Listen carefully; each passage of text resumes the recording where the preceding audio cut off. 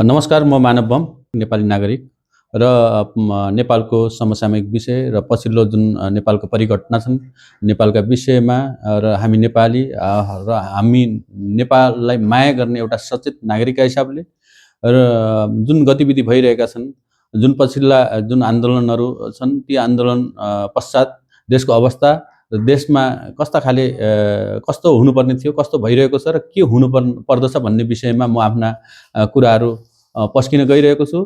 सर्वप्रथम त 22 गते भाद्र 22 गते 22 गतेसम्मको देशको अवस्था के थियो र त्यस पछाडि 22 गते पछाडि भाद्र 22 गते पछाडिको देशको अवस्था कहाँ छ र के छ भन्ने विषयमा मूलभूत रूपमा आफूमा लागेको कुरा, एउटा सचेत नागरिकका हिसाबले, एउटा देशभक्त हिसाबले नेपालको यो परिवर्तन कस्तो खाले परिवर्तन खोजेका थियौँ र के हुँदैछ र के भइरहेको छ भन्ने विषयमा आफूमा लागेका कुराहरू राख्न गइरहेको छु। जुन कि भाद्र 22 गतेसम्म नेपालको एउटा अवस्था थियो भने दलको नेपालका हरेक आन्दोलनबाट प्राप्त एउटा संविधान थियो। त्यो संविधान नेपालमा रहेका दलहरूले प्रतिनिधित्व गरेका थिए भने 23 गते पछाडिको जुन जेन्जी आन्दोलन पछाडि देशको अवस्था फरक ढङ्गले चलिरहेको छ र त्यस विषयमा कुरा राख्न गइरहेको छु।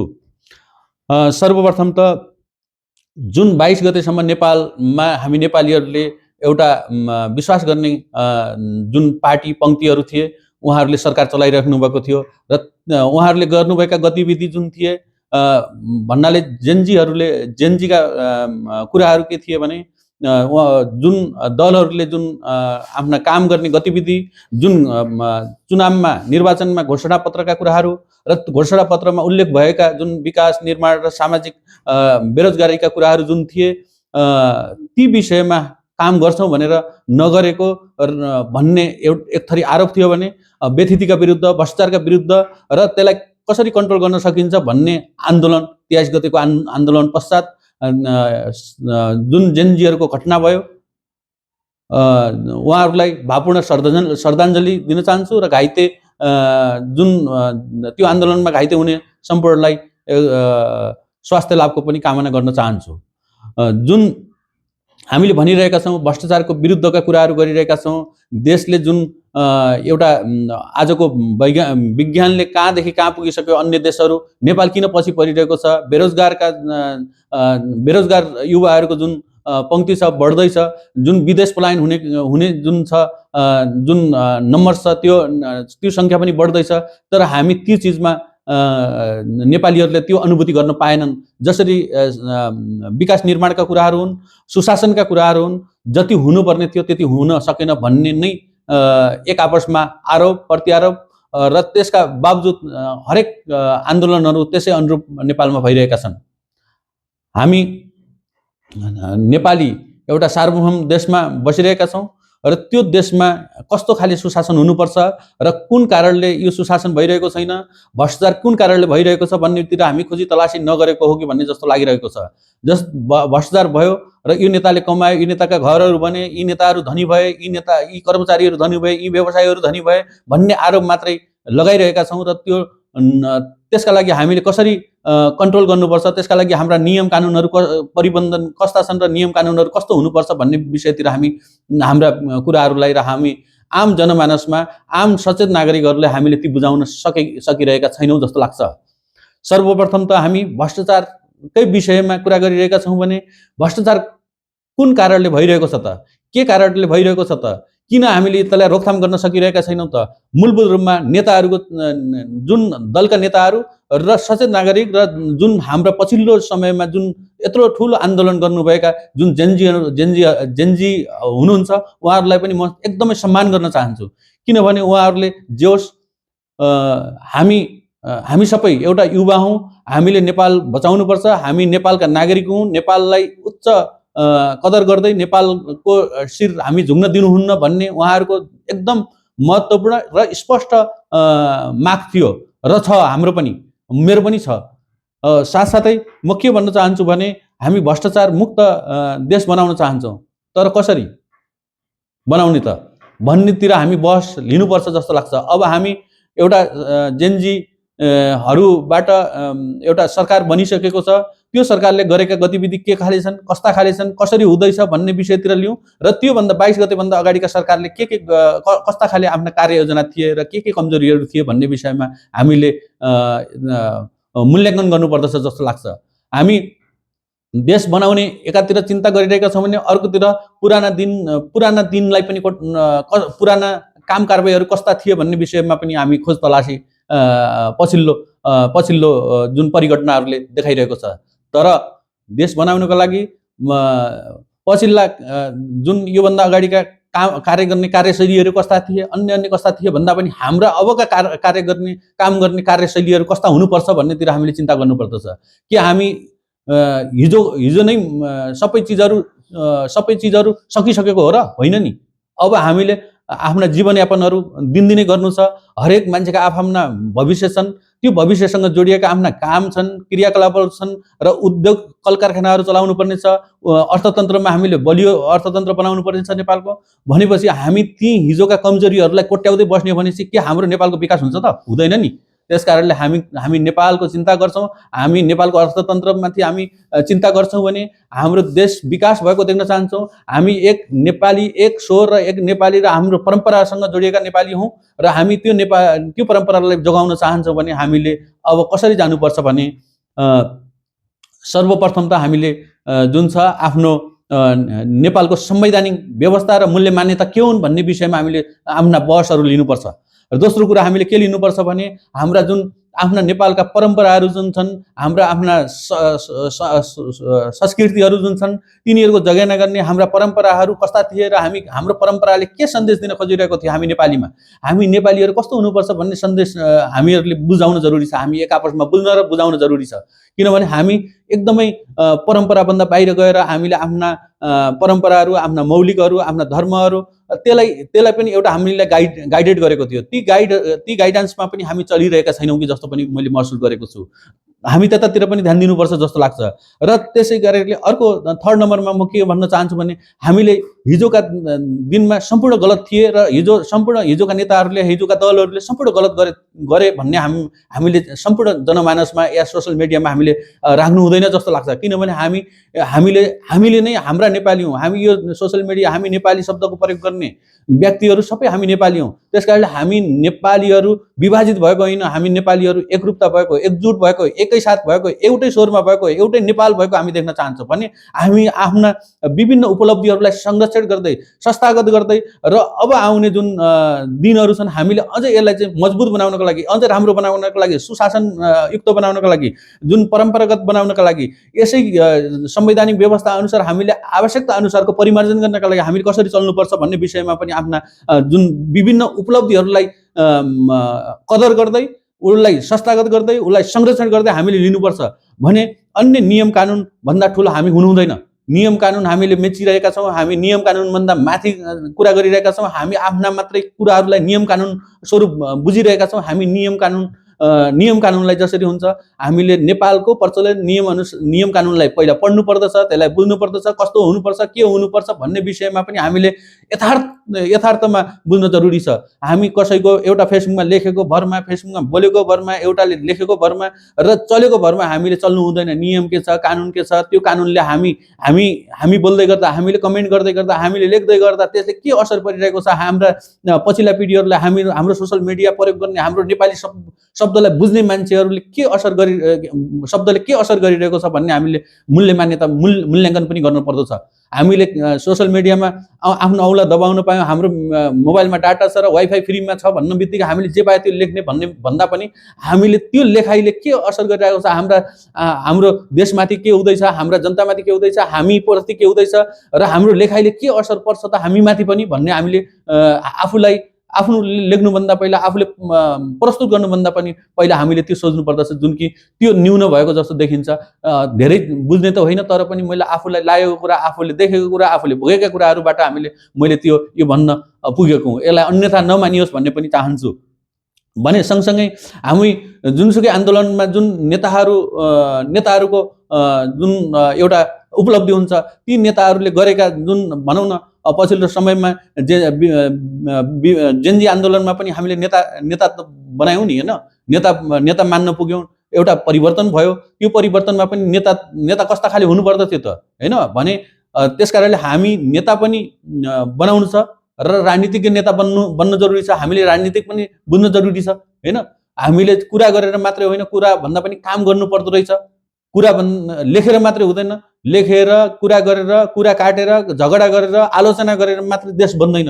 त्यसकारणले हामीले देश बनाउनको लागि राजनीतिक नै चाहिन्छ। राजनीतिक बुझेको हुनुपर्छ, संस्कार बुझेको हुनुपर्छ, देशको संवैधानिक व्यवस्था बुझेको हुनुपर्छ जस्तो लाग्छ। त्यसकारणले हामीले अब ढिला नगरी देशलाई हामी बनाउन चाहन्छौँ भने हामी देश बनाउने चिन्तन मनन गरिरहेका छौँ हामी सम्पूर्ण नेपालीहरू। तर त्यसको कुन बाटोबाट हामी जानुपर्छ, कुन तय र तब्काबाट जानुपर्छ भन्ने विषयमा हामीले अब आफ्ना कुराहरू र प्रवेश गर्नुपर्छ र हामीले त्यही किसिमका हामीले जागरण अभियानहरू हामीले जनतामा जागरुक बनाउनुपर्छ।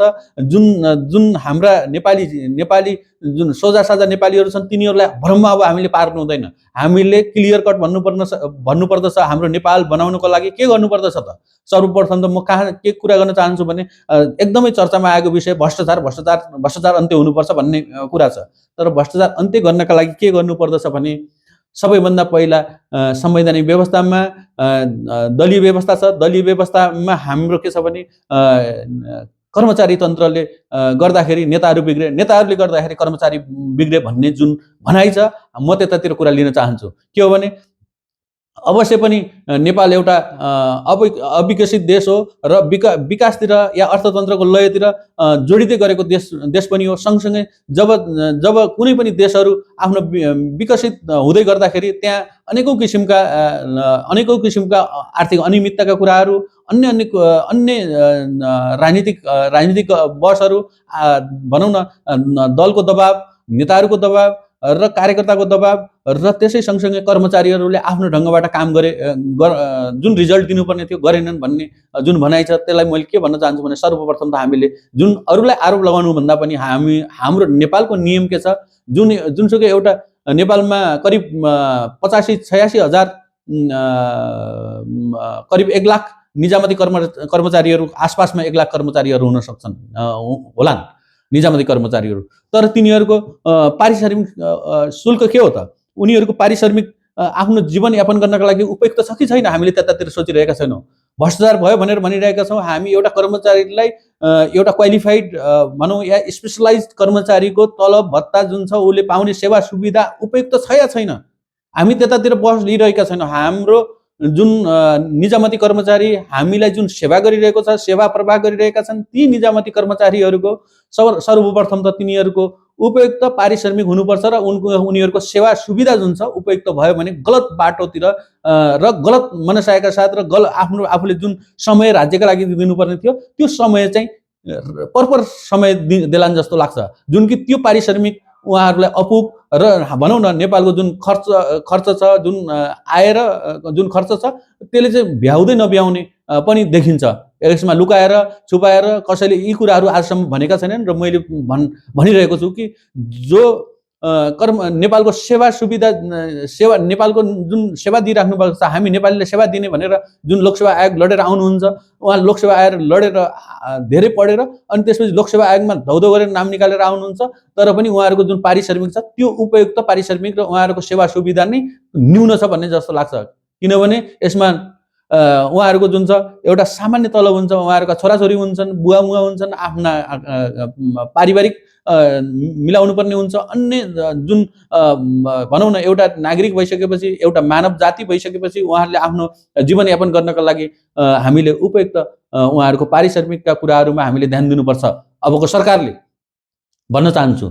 सँगसँगै उहाँहरू एउटा आफ्नो एउटा जीवन जुन छ, आफ्नो जिन्दगी जुन छ नेपाल सरकारका लागि या नेपालीका लागि उहाँले जीवन जवानी अलरेडी सरकारलाई सेवा व्यवस्थापनमै दिइसकेको हुनुहुन्छ भने बाँकी जीवन बुढेसकालमा उहाँहरूको खै त सुरक्षा के हुन्छ त, हैन? उहाँहरूको जीवन कसरी चल्ने भन्ने विषयमा हाम्रो सरकारले आजसम्मको सरकारले चिन्ता गरेको छैन। हामी के भनिरहेका छौँ? भ्रष्टाचारको कुरामा गरिरहेका छौँ। तर भ्रष्टाचारको विषय मैले कतातिर जोड्न खोजेको भने जुन कर्मचारी छन् उनीहरूलाई जुन छ उनीहरूको भविष्य समेतको ग्यारेन्टी र पारिश्रमिक समेतको ग्यारेन्टी हुनुपर्छ र त्यो भयो भने एउटा कुरा त्यो हो। र अर्को कुरा हामीले जुन जुन जुन जुन एकाउन्टका कुराहरू छन्, क्यास कारोबारका कुराहरू छन्, ती कुराहरूमा पनि सरकारले ध्यान दिनुपर्छ जस्तो लाग्छ। र अन्य जुन विकास निर्माण हुने गर्छ, जुन विकास निर्माण र आयोजना छनौटका कुराहरू छन्, र पछिल्लो समय जुन आयोजना छनौटका जुन दलीय राजनीतिकमा, दलीय व्यवस्थामा जुन सरकारले प्रतिनिधित्व गर्दै आएको छ, त्यसमा पनि मेरो सम्पूर्णको ध्यान आकर्षण गर्न चाहन्छु। के हो भने जुन दलीय व्यवस्था र सरकारले जुन बजेट विनियोजन गर्छ, बजेट तर्जुमा के अरे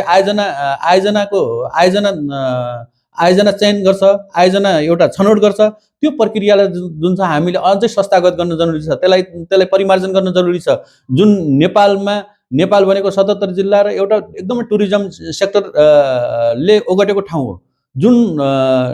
जुन देशमा यो नेपालमा जे पनि हामीले उद्योग, कल कारखाना र हाम्रो यहाँको जुन मेटेरियल भनौँ, र मेटेरियल भनौँ, अन्य मेटेरियलहरू पनि हामीले यहाँबाट आयात निर्यात गर्न सक्छौँ नेपालबाट र नेपालमा पनि।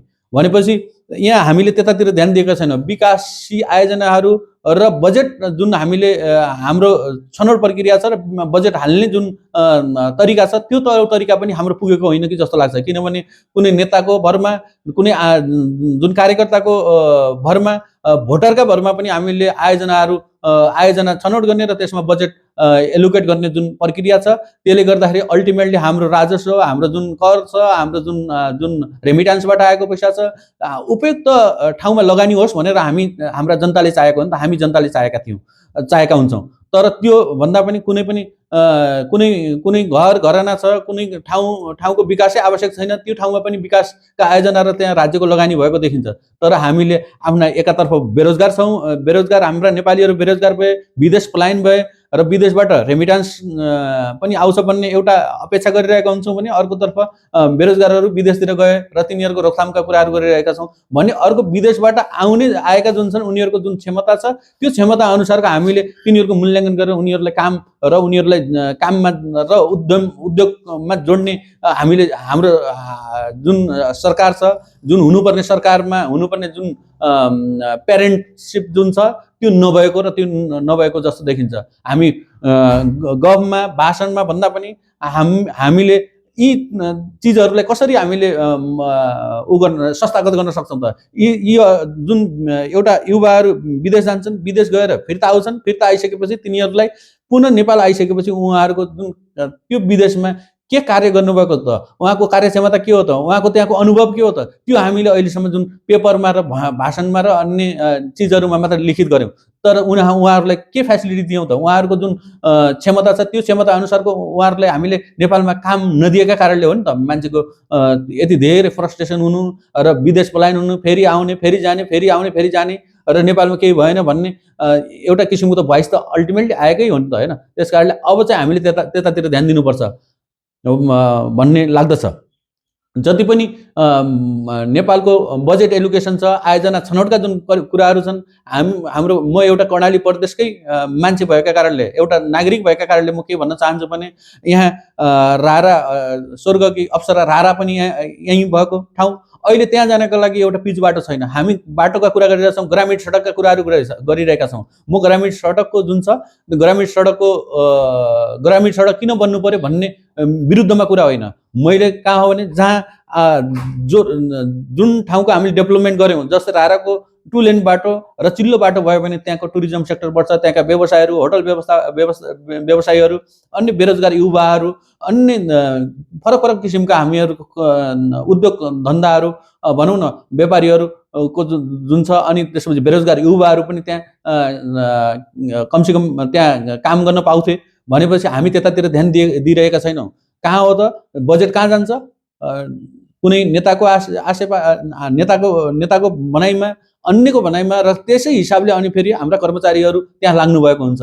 बजेट हालिदिनु पर्यो, यो नेताले भनेको थियो, यसरी भनेको थियो, उसरी भनेको थियो भन्ने भन्दा पनि हामीले अब कस्तो हुनु पर्यो भने जहाँ राज्यलाई प्रफिटेबल हुन्छ, सामाजिक हिसाबले भनौँ, अर्थतन्त्रका हिसाबले मजबुत बनाउन सहयोग गर्छ, त्यस्तो ठाउँमा लगानी गर्नुपर्छ। त्यस्ता खाले योजनाहरू मात्रै तर्जुमा हुनुपर्छ र त्यस्ता खाले योजनामा मात्र बजेट हाल्नुपर्छ जस्तो लाग्छ।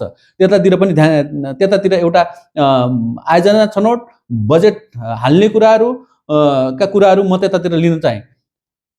जस्तै मैले अघि नै भने निजामती कर्मचारी र निजामती ऐनका कुराहरू छन्, उहाँहरूको पारिश्रमिकका कुराहरू सुदृढीकरण गर्नुपर्ने छ र उहाँहरूलाई फुल टाइम ड्युटी र क्वालिफाइड मेन पावर, क्वालिफाइड कर्मचारी र न्यून एकदम राम्रो पारिश्रमिक हुनु पर्यो उहाँहरूको, र उहाँहरूले जुन दिनुपर्ने समय छ राज्यका लागि एकदम समय दिनुहुन्छ र उहाँहरूले काम गर्नुपर्छ। नेपाललाई यहाँसम्म पुर्याउन उहाँहरूको ठुलो योगदान छ।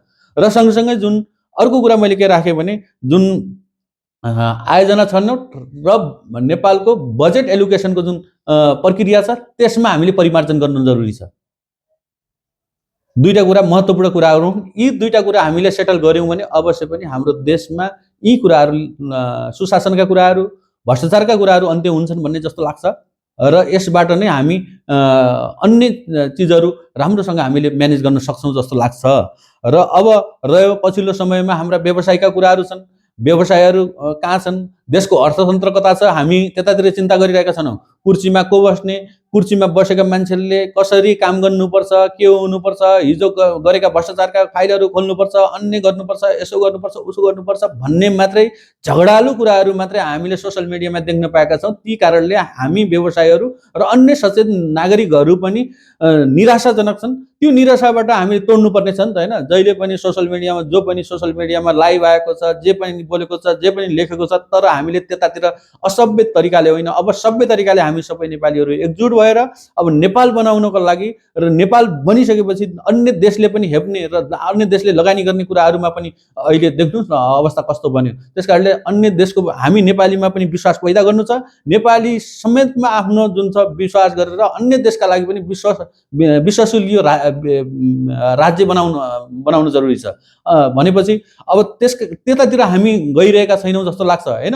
हामीले एकतर्फ दलहरूलाई बन्देज गर्ने, अर्कोतर्फ अहिलेको जुन मुभमेन्ट छ त्यसलाई हामीले कति फाटो ल्याउन सकिन्छ त्यतातिर मात्रै गइरहेको छ जस्तो देखिन्छ। त्यसकारणले अब हामीले त्यतातिर होइन, हामी सम्पूर्ण एक भएर जुनसुकै हिजोका गल्ती थिए, कमजोरी थिए, जेसुकै थिए, टाढा होइन, अब भागेर होइन, नजिक नजिक भएर कसरी हुन्छ यसमा सहकार्य गर्नुपर्छ भन्ने लाग्छ। किनभने हामी अब नेपालको कल कारखाना चलेन भने, उद्योग व्यवसाय चलेन भने, उद्योग व्यवसायमा मुभमेन्ट भएन भने अनि देशको आर्थिक अवस्था कता जान्छ त? हामी सचेत युवाहरूले, हामी एउटा नागरिकले अब त्यतातिर चिन्ता गर्नुपर्छ। त्यसकारणले मैले यो के भन्न चाहन्छु भने अब हामी अर्थतन्त्रमा जोड दिने हो, एकदमै सिस्टमेटिक तरिकामा चल्यो भने, सरकार चल्यो भने, सरकार भयो भनेपछि हामी हिजोका फाइलहरू, गल्ती गरेका कसकसले तिर, नेपालको व्यवस्था अनुसार, कानुनी व्यवस्था अनुसार यी सम्पूर्ण चिजहरूको छिनोफानो अवश्य पनि संवैधानिक र कानुनी व्यवस्था अनुसार, मूल्य मान्यता अनुसार हुने नै छ। र त्यतातिर सम्पूर्ण त्रासमा छन्, डरमा छन् र के हो आफ्ना गल्ती कमजोरी जसले गरेका छन् तिनले त्यो भोग्नको लागि भोग्ने नै छन्। र हामीले अब चिन्ता कता गर्नुपर्छ, देशको अर्थतन्त्रमा बलियो गर्नका लागि, देशमा जुन देशभित्रका हाम्रा आम जुन सचेत नागरिकहरू छन्, नागरिकहरू हुनुहुन्छ, एउटा जेनजीको पक्षमा जुन बोल्ने व्यक्तिहरू हुनुहुन्छ, उहाँहरू सबै मिलेर र सम्पूर्ण दलहरूसँग पनि सहकार्य गरेर अब सम्पूर्ण नेपालीहरूले एउटा विश्वास, एउटा गुमेको जुन एउटा आत्मबल जुन गुमेको छ र एउटा सम्पूर्णमा जुन छ फरक किसिमको डर त्रास जुन छ त्यो पनि हामीले फेरि गर्नुपर्ने छ। त्यसकारणले हामीले अब त्यतातिर ध्यान दिँदै देशका आम नागरिकमा विश्वास पैदा गर्दै देशको र अन्य देशहरूसँग पनि नेपाललाई विश्वास गर्ने वातावरण सिर्जना गर्नु छ। हामी नेपाली सम्पूर्ण नमिलेर, हामी सम्पूर्ण दल र विभिन्न जेनजी आन्दोलनका व्यक्तिहरू सम्पूर्ण दलसँग मिलेर नै यो व्यवस्था र यो संविधानको रक्षा गर्दै, संविधानमा भएका त्रुटिहरूलाई सच्याउँदै हामीले अगाडि बढ्नुपर्छ। नबढेर ढिला गऱ्यौँ र ढिला बुझ्यौँ भनेपछि अझै नेपालले क्षति बेहोर्नुपर्ने छ। हामी नेपालमा उद्योग धन्दा, कल कारखाना र अन्य जुन हामी गतिविधि जुन नेपाललाई बलियो बनाउने जुन सोचिरहेका छौँ त्यो बलियो होइन कि कमजोर बनाउँदैछौँ भन्ने पनि हामीले ध्यान दिनुपर्दछ। त्यसकारणले अब म अन्त्यमा के भन्न चाहन्छु भने हामी सब नेपाली एक हौँ।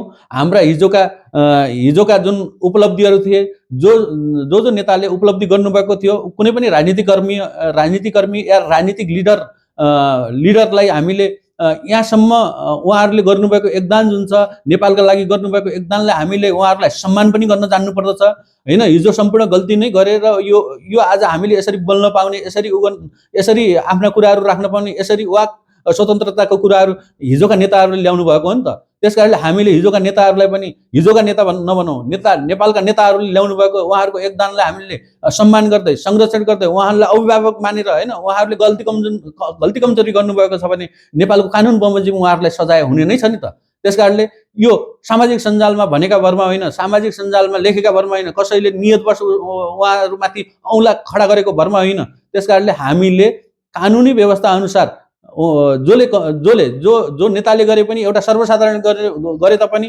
कानुनी के अरे राजनीतिक हस्तक्षेप बिनाको अबको कारबाही हुनुपर्छ भन्ने माग त्यतातिर राख्दै र अन्य कुराहरू जुन छन् नेपाल बनाउनको लागि हामी दलसँग जेनजीहरूले पनि नजिक हुने र दलहरूले पनि नजिक हुने, आफ्ना बसहरू त्यतातिर लिएर नेपाललाई बलियो बनाउने र नेपालका सम्पूर्ण उद्यमी व्यवसायी अन्य फरक जातका छन्, फरक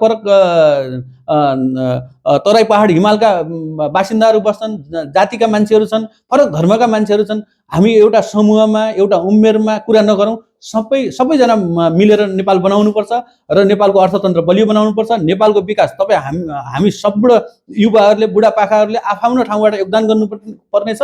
त्यस कारणले हामी अब ढिला नगरी नेपालको चिन्ता त्यतातिर लिनुपर्छ र हामीले अब कसरी हुन्छ दल र हाम्रो जेनजी आन्दोलनलाई संयोजन गर्दै अगाडि बढ्नुपर्छ भन्ने कुराहरू राख्न चाहन्छु। हस्त, धन्यवाद।